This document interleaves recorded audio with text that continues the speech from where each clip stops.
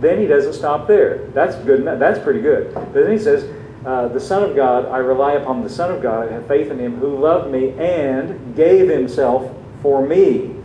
Did I read that right? Now we know that from reading elsewhere in the Bible, as I said to you before, when Jesus went to the cross and was crucified, it wasn't a miscarriage of justice and it wasn't a tragedy. It was part of God's plan, and he did that to take our place. Now, God loves us. He wants us to have a right relationship with him. He knows that as human beings, we are flawed and we have faults and we have problems. But rather than sit up in heaven and say to us, now listen, you human beings, you better straighten up. I'm telling you what, I'm getting madder and madder. Angels, hold me back. I'm getting upset here. You human beings, you better straighten up. You better turn. See, that's kind of how people in some part of their mind think God is.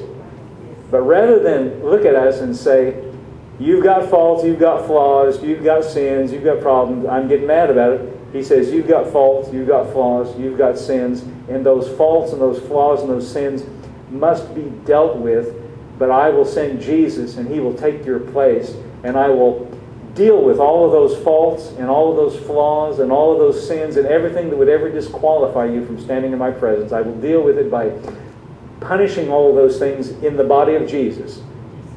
In Jesus, when he was on the cross. That's why Paul says, the life that I live in the flesh, I live by faith of the Son of God who loved me and gave himself for me.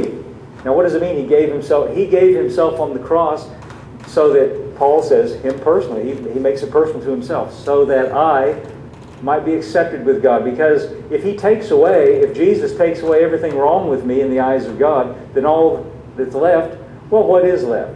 That's what's interesting. Now let's read the beginning of the verse. I skipped the beginning. I wanted to read the end of it first so that you can see how very simple this is.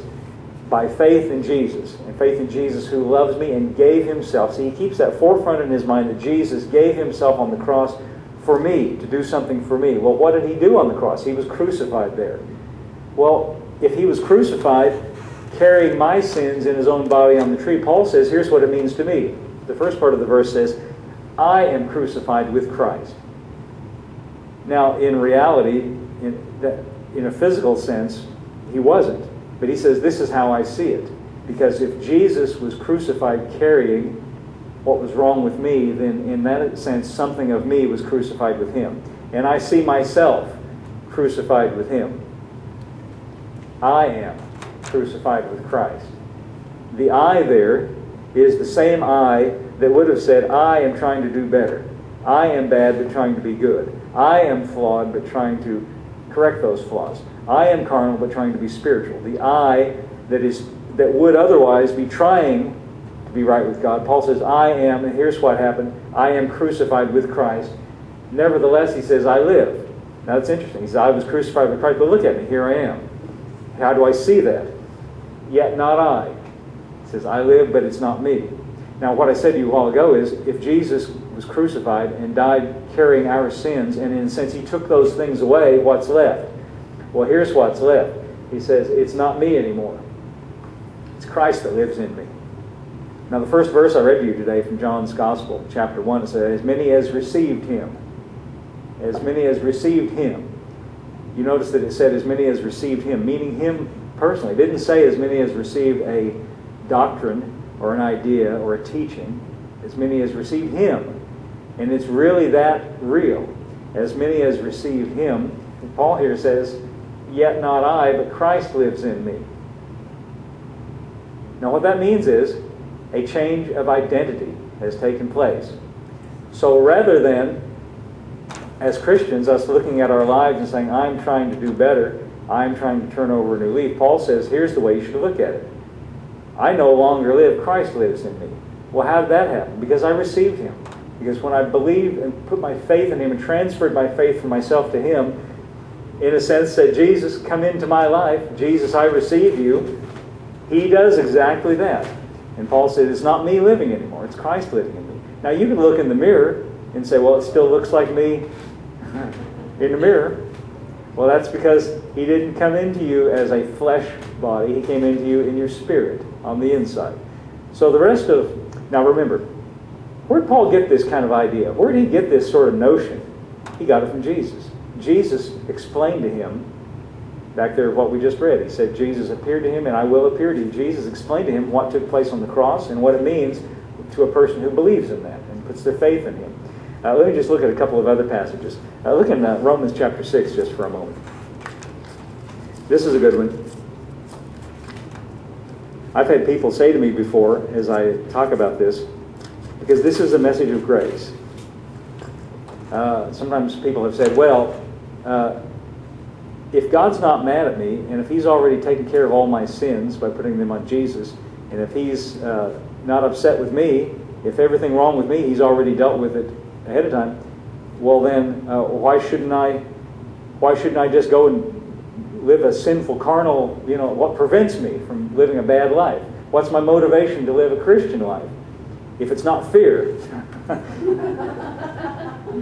That's funny. I'm glad you're laughing at that, because that's the way most people think. If you take away the fear, then what's going to motivate me?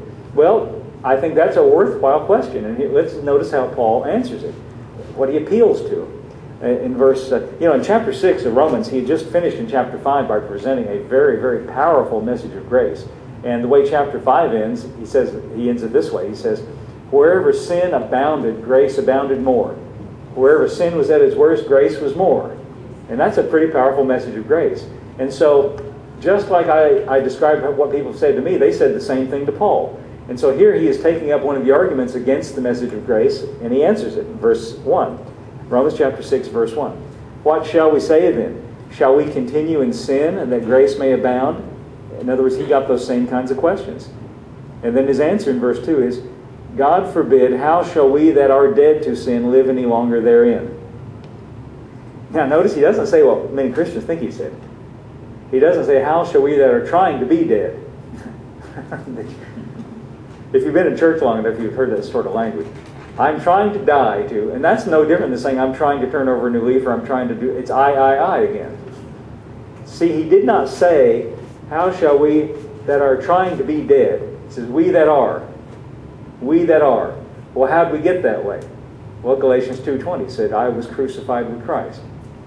See, he says, we are that.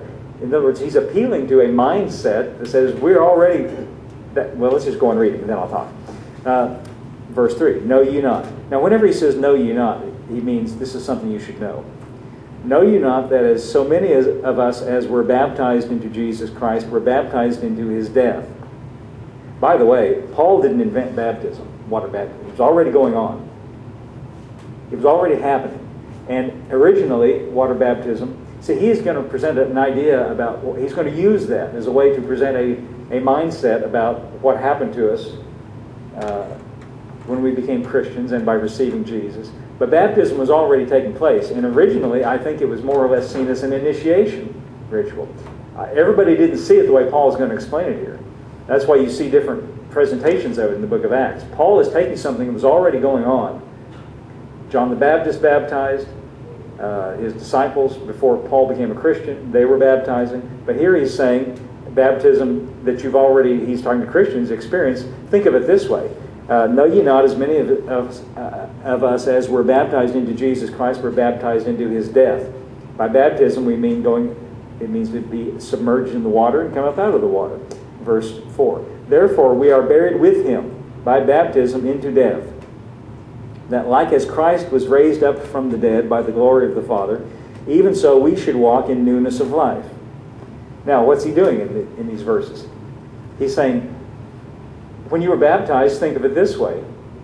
When you were taken under the water, think of it like that you were identifying with his death. And when you came up out of the water, you're identifying with his resurrection. And he says, so that we can walk in newness of life. Now, those are not future tense events. Those have already taken place. So think of it this way. When you went in the water and came out of the water, you've already been dead, and now you're alive with new life. See, what is he answering here? He's answering the person who says, well, if all this is true and all this grace is how it is, then what keeps me from living in sin? Paul here is saying the reason is because it's not who you are anymore. He's appealing to see yourself in a new light. See yourself as a new person, different than who you used to be. I like how the Message presents all this. Ellie, could you go back to verse 1 and give me the Message translation? The Message translation is a translation in modern.